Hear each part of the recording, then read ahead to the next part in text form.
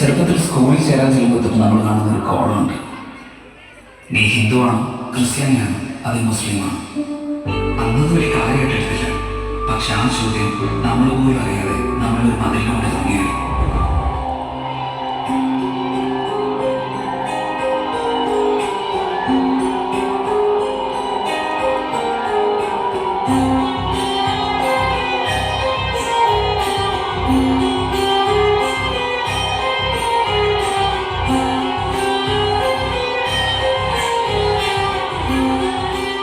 August 13, 2018. അന്ന് ഞങ്ങളുടെ നാട്ടിലൊരു മഴ പെയ്തു. മഴയില്ലേ, എല്ലാവർക്കും ഇഷ്ടമല്ലേ? സന്തോഷത്തോടെ ഞങ്ങളുടെ മുറ്റത്തേക്ക് ഇറങ്ങി.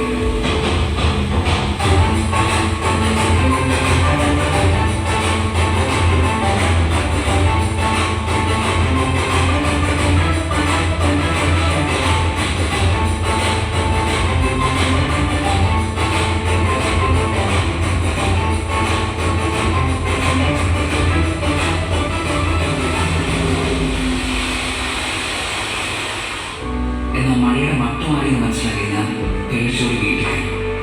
പക്ഷെ അവന് വിടാൻ പാവില്ല. വീട് വെള്ളം കൊണ്ട് നിറയാൻ തുടങ്ങി. എന്ത് ചെയ്യണമെന്നറിയില്ല, ആരെ വിളിക്കണമെന്നറിയില്ല. ഒരു വഴിയില്ലാതെ ഞങ്ങൾ മുകളിലേക്ക് കയറി. അന്ന് അവിടെ വെച്ച് ജീവിതത്തിൽ ആദ്യമായിട്ട് ഞാനൊരു കാഴ്ച കണ്ടു. പണക്കാരൻ പാവപ്പെട്ടവൻ, പണ്ഡിതൻ പാവനും, താണജാതി കോടിയ ജാതി, സോഷ്യൽ മീഡിയയുടെ ഇവരുടെ എല്ലാം നിലവിളിക്ക് ഒരു സ്വരമായിരുന്നു.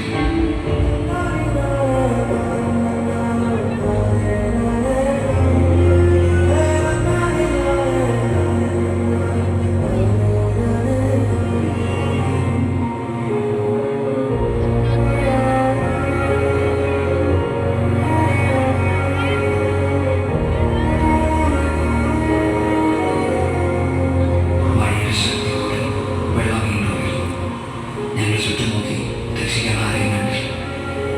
പോകെ പ്രതീക്ഷ നഷ്ടപ്പെട്ടു. ഇനി ആരും വരില്ലെന്ന് ഉറപ്പിച്ച് സ്വയം തോൽവി സമ്മതിച്ച് കൈകളിൽ ചേർത്ത് പിടിച്ച് കണ്ണുകളിലേക്ക് ഞങ്ങൾ മാറ്റത്തെ കാത്തു. ഞങ്ങൾ ആരും ഒരിക്കലും മറക്കില്ല.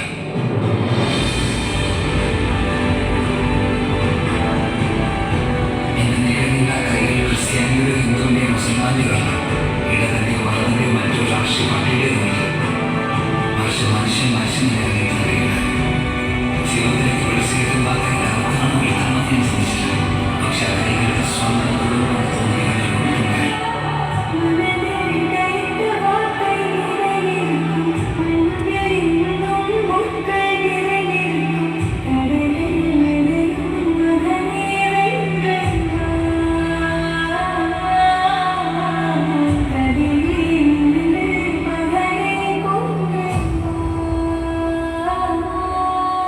നന്ദി പറയാൻ ഇനിയുണ്ട്.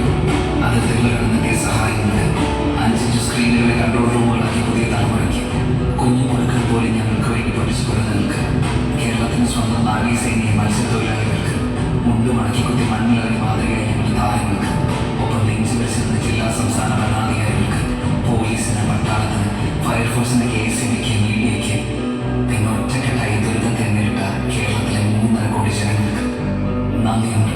സ്വന്തം കാര്യം മാത്രം നോക്കാതെ നിങ്ങളുടെ കുടുംബത്തോടൊപ്പം ഞങ്ങളെയും ചേർത്ത് വെച്ച് ഞങ്ങൾ പലർക്കും ഉറ്റവരും മുഴുവനും പോയി, വീടുകൾ നഷ്ടമായി.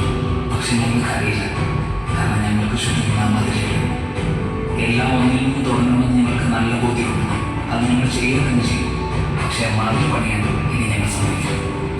നമ്മൾ അത് ശരിക്കും ഒറ്റക്കെട്ടായിട്ട്, കാരണം ഇത് കേരളമാണ്, ദൈവത്തിൻ്റെ സ്വന്തം നാടാണ്. തോൽക്കാൻ ഞങ്ങൾക്ക് മനസ്സില്ല.